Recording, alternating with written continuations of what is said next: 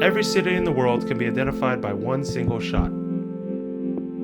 Paris, the Eiffel Tower. Rio, Christ the Redeemer. And New York, Times Square. But what about Los Angeles? That's right, 10 million people in Los Angeles can be identified by an inefficient transportation system. 20,000 miles of roadway, and a majority of it sucks. Every single day, 92 million vehicle miles are driven within the county borders. It's one of the biggest car markets in the world, so much so that car manufacturers design and engineer cars with the California market in mind. Some even consider it the car capital of the world. All these high horsepower cars sold within the city, and even with 8-lane wide highways, you sometimes come to a standstill. What good is all that potential performance when you can't take advantage of it? So what exactly is the problem? Well, obviously, the volume of cars is one variable, but could it also be the education and the experience of the drivers on the road? And to answer that question, we've come to southwestern Germany. Just over that way is France in about 5 miles, but we're heading to Munich, which is that way, 230 miles. That's about the same distance between New York and Boston. Sometimes that trip takes up to 8 hours. On a good day, 4. But today, we're gonna go as fast as we can through southern Germany and then on to the Autobahn. And we're gonna try to figure out, well, is it about the education of the drivers in this country that make it so good? Or is it about the cars and the infrastructure? And we've got the perfect car for the job, the new Audi RS7.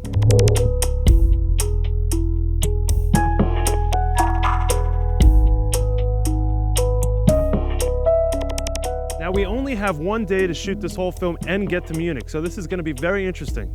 All our gear is in this car, and we have one support vehicle that's meeting us halfway.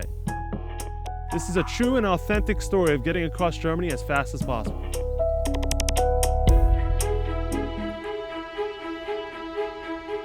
We started our journey on the roads through the Black Forest.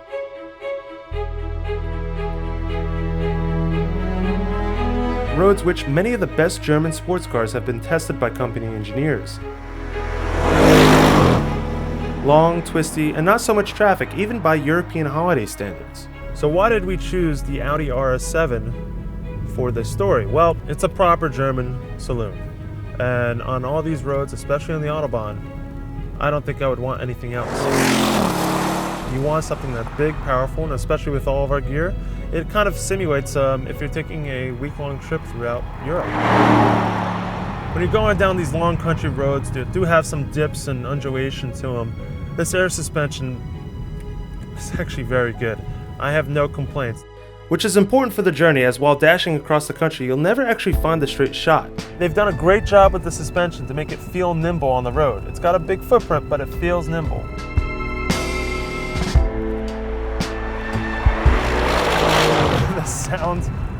The sound in the cabin is not that loud, to be quite honest with you, but when you go outside and you hear the car passing by on its own, oh my God. On the car we're driving right now, we've got the equipped heads-up display, which the more and more I use it, I wouldn't want it any other way. You concentrate so much better on the road. So much power. Now in the performance department, up front you've got a 4-liter twin-turbo V8 pushing about 560 horsepower and 512 pound-feet of torque. This is the top-of-the-line RS. It comes from Quattro GmbH. Again, Quattro GmbH is a whole separate company from Audi. They have their own VIN number style. They build cars with a performance mindset, much like M, much like AMG. Now the purpose of today's trip is to drive as fast as possible, legally, from one side of Germany to the other, and to discover if it's really about the infrastructure, the roadway network, or about the drivers behind the wheel of the car. I think one of the greatest parts of driving in Germany is that there are systems in place, and everyone respects those systems. Spirited driving on mountain and country roads, it's acceptable. But in return, extremely low speed limits in villages, and everyone just respects that. Now everyone knows that the driving standards, the process to get your license, is much more difficult in Germany than any other country in the world. It's that seriousness that makes it special. It's the respect of how the system works, and everyone follows it. As a driver, you're not the one, you're the one of many, and everyone is on the same page. Unlimited speeds, absolutely, but you respect the rules that do exist. I think that's one of the biggest problems we have in the United States is that the driver education doesn't teach you things like this. No one adheres to any lane etiquette. There are no rules. What I love about Germany is that everyone has lane etiquette, unless of course they're from Poland, Italy, or Belgium. But the Germans, they get it. It is the most efficient way of thinking about it. It is basic fluid dynamics. Funny, I know, but you actually have to think about traffic like a liquid. It flows.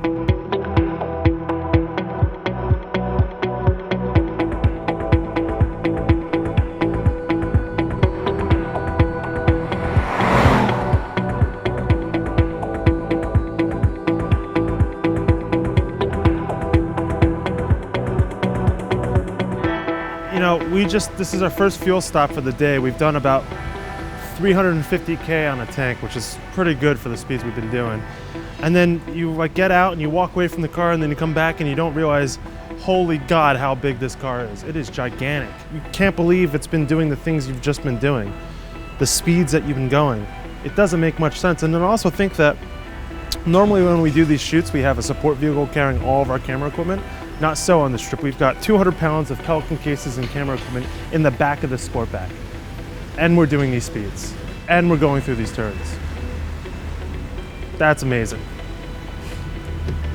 That's astonishing.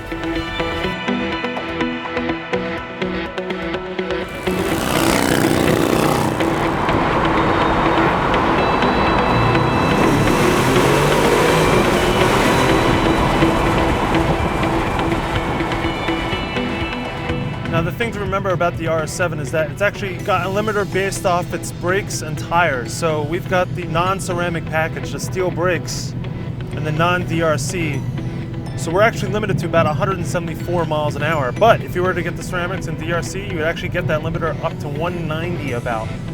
I have a very strange feeling that the limiter in this car is not 175, but much further than that. Past generations of Audis have always claimed this limiter and then just they don't exist. So let's give it a shot.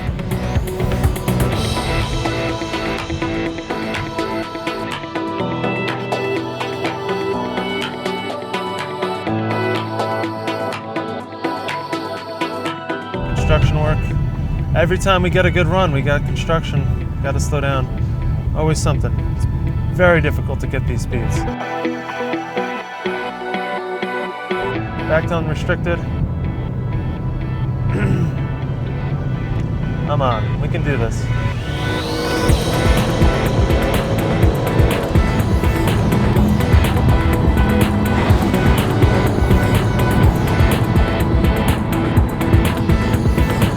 Seven into 240, 250, 260. Come on, guys, let's get out of the way.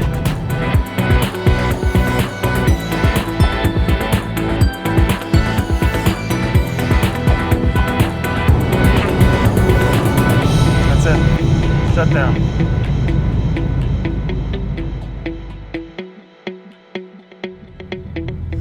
The Autobahn, as the legacy may have it, the Autobahn has a lot to offer, but these days it's so crowded.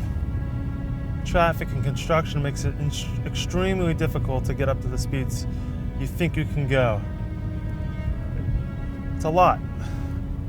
It takes a lot out of you. Whoa. That was rough.